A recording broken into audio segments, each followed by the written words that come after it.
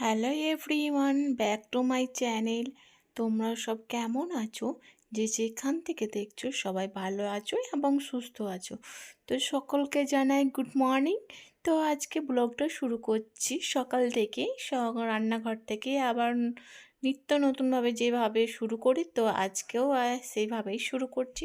তো চলো তোমাদের সঙ্গে শেয়ার করে থাকি আজকে কি কি বানাই বা কি করি, সেটা তোমরা দেখতে থাকো।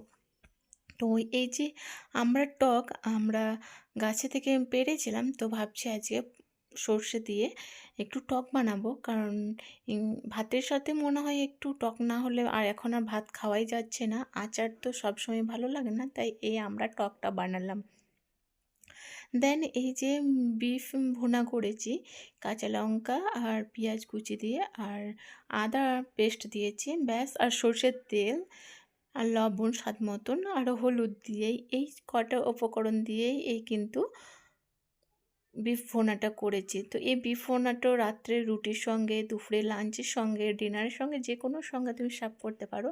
বেসিক্যালি এটা আমি রাত্রে ডিনারের জন্যই করেছি, কারণ রাত্রে এখন একটু শীতটা একটু বেশিই পড়ছে, তাই ভাবছি আজকে রুটি বানাবো সবার জন্যে, পরোটা রুটি। তো সেই জন্যেই আমি আজকে বিফটা এইভাবে ভুনা করেছি, যাতে লুচি পরোটার সঙ্গে খাওয়া যায়। শুকনো রুটির সঙ্গে, পরোটার সঙ্গে, লুচির সঙ্গে, এভরিথিং, ভাতের সঙ্গে যে কোনোভাবে এভাবে ভুনা করলে বেশ ভালো লাগে। ছোট বড় কিন্তু হাত চেটে ভাত খাবে।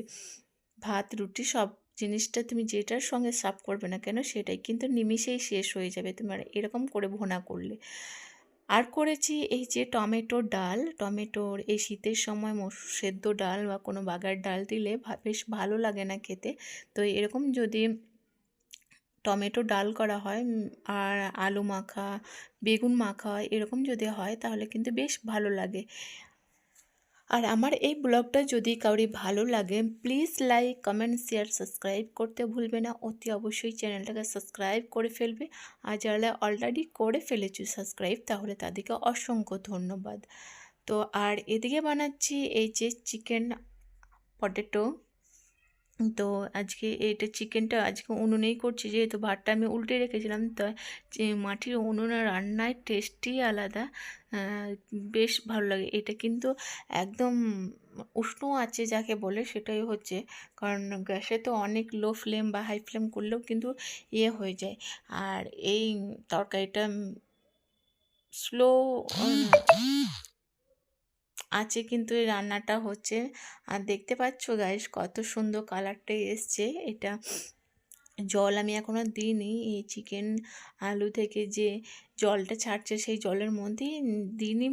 আর মশলা যখন কষাচ্ছিলাম তখন কিন্তু মশলাটা লেগে যাবে বলেই জাস্ট একটু মতন জল দিয়েছিলাম ব্যাস। আজকে কিন্তু এর আর ঝোল করব না, এই ঝোলে কিন্তু বেশ হয়ে যাবে। আর এটা হচ্ছে রাইস, এই রাইসটা একটু ঢেলে রেখেছি, কারণ রাত্রে সবাই পরোটা যদি না খায়, তা কেউ তো সবাই একটু ভাতও পছন্দ করে, তাই আমি ভাতটাও এক্সট্রা করে তুলে রেখেছি।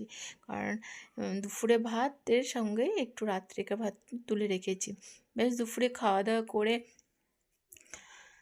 বিকাল দিকে, সন্ধ্যের দিকে এই যে তড়কা বানিয়েছি, তড়কাটা রুটির সঙ্গে এই মাংস বিফ ভোনা আছে, তো বিফের সঙ্গে এই তড়কাটাও কিন্তু আমি ভোনা করলাম সন্ধ্যের দিকে। আর বিফটা তো সকাল থেকেই ভোনা করেছিলাম, আর এই তড়কাটাই সন্ধ্যের দিকে করলাম। তো